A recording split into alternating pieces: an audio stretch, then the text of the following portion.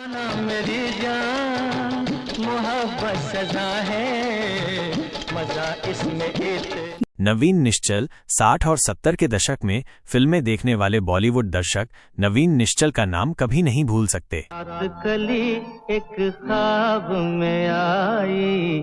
नवीन निश्चल ने सावन भादो, Victoria number 203 और बुढ़ा मिल गया जैसी कई यादगार फिल्मों में अभिनय किया। मुझे जो आपसे बात करनी है वो कुछ लंबी है, एहतियातन कुछ ठंडा मंगवा कर रख ही लीजिए। उन्हें कभी बेहद उज्जवल भविष्य वाला सितारा माना जाता था। नवीन निश्चल एक चॉकलेटी लुक वाले रोमांटिक हीरो के रूप में जाने जाते थे।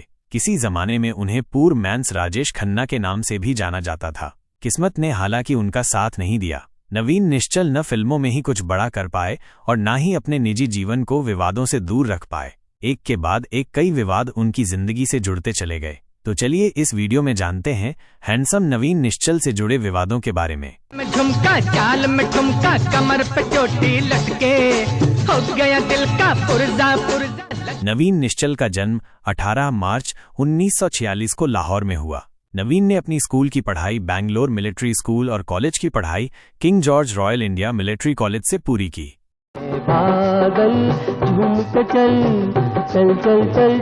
उन्होंने 1972 में बनी विक्टोरिया नंबर 203, 1973 में धुंध और हंसते जख्म और 2005 में रिलीज हुई आशिक बनाया आपने जैसी सुपर 8 फिल्मों में काम किया। उन्होंने पंजाबी फिल्में आसिरा प्यार दा और माहौल ठीके में भी काम किया। फिल्मों के बाद वे कई सारे टीवी शोज में भी नजर आए। उनका टीवी देख भाई देख बेहद कामयाब रहा और दर्शकों द्वारा खूब पसंद किया गया।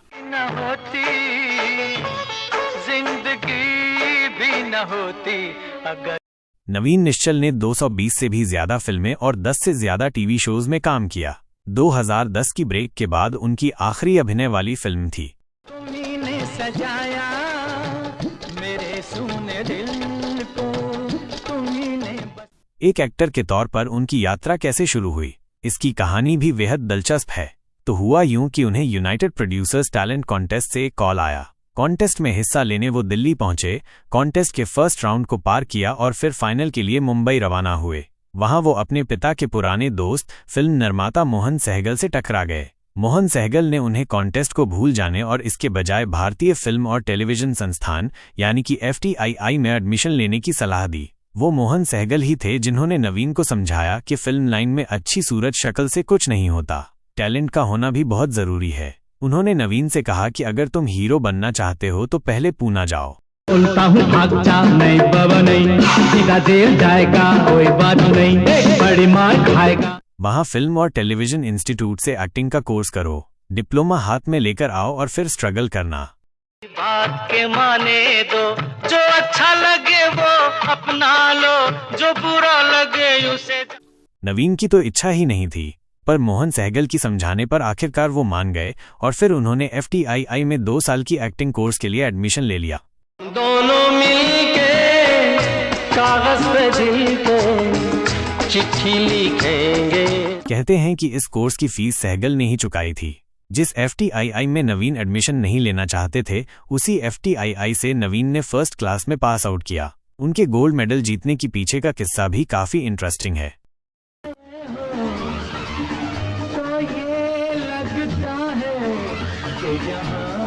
नवीन ने अपने एक इंटरव्यू में बताया था कि जहां सारे एग्जामिनर्स आशा चंद्रा का समर्थन कर रहे थे, वहीं शोमैन राज कपूर ने जोर देकर कहा कि गोल्ड मेडल के हकदार नवीन ही है।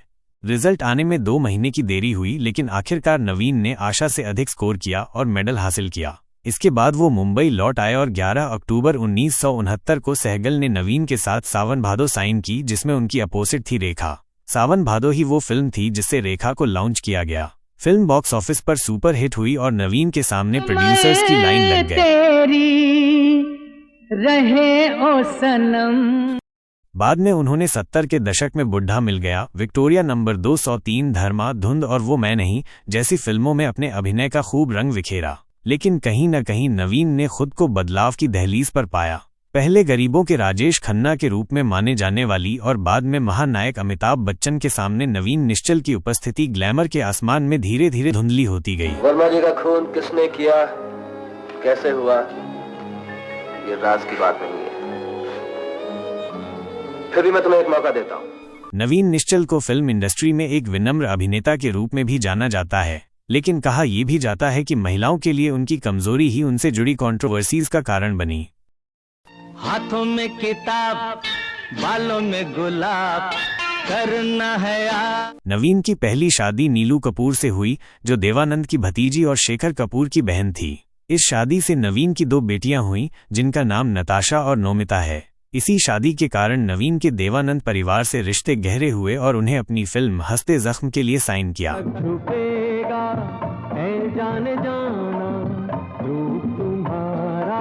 ये फिल्म उस समय की बेहद सफल फिल्म साबित हुई और इसने निश्चल के करियर को नई पहचान दी।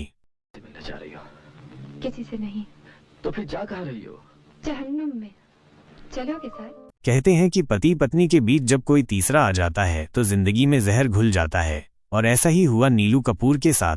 नीलू कपूर को पता चला कि उनके पति नवीन निश्चल एक एक्ट्रेस के इश्क में गिरफ्तार हो गए हैं।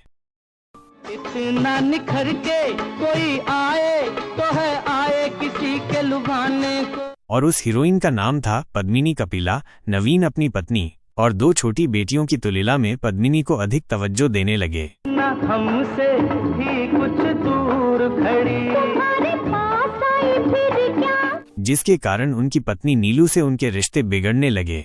इस एक्स्ट्रा मैरिटल अफेयर के कारण जल्द ही नीलू के साथ उनकी शादी टूट गई और दोनों अलग हो गए। लेकिन पद्मिनी कपिला के साथ उनका रोमांस भी ज्यादा दिन तक नहीं चला।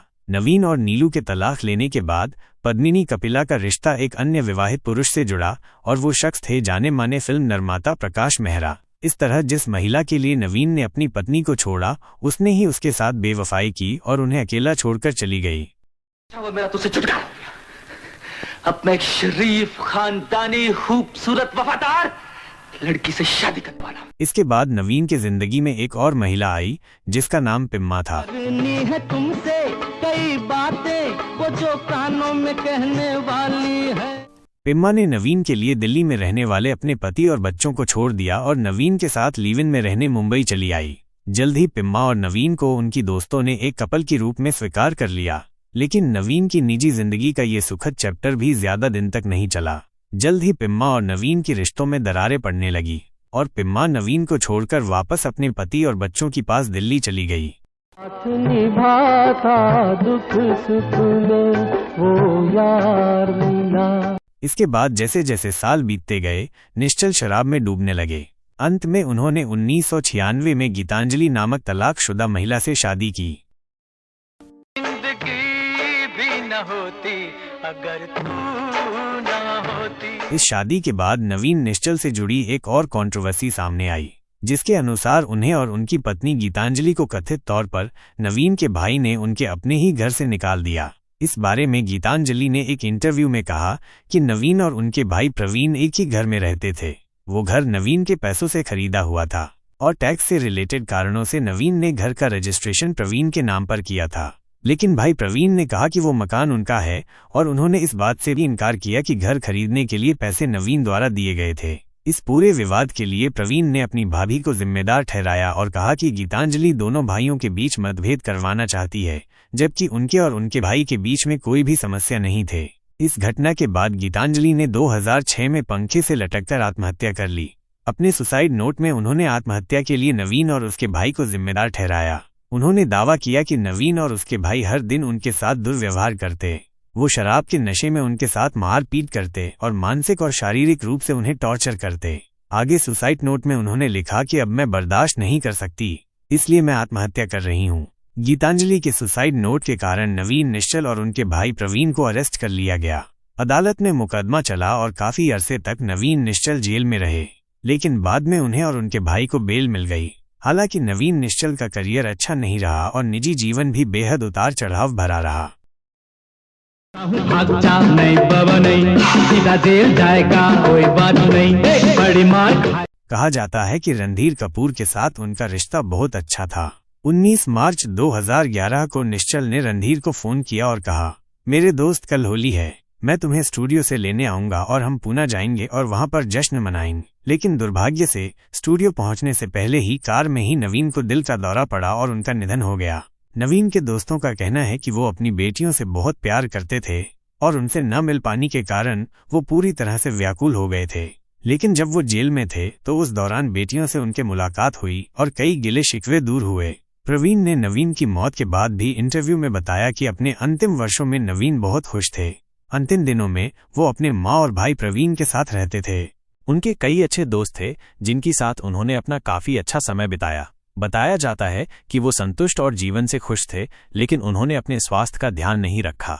सेहत को लेकर वो लगातार लापरवाह थे और स्मोकिंग भी बहुत करते थे और उनके दिल का दौरा पड़ने का भी शायद यही वजह रही। तो दोस्तों, ये था हमारा आज का वीडियो हैंडसम और कंट्रोवर्शियल एक्टर नवीन निश्चल के बारे में।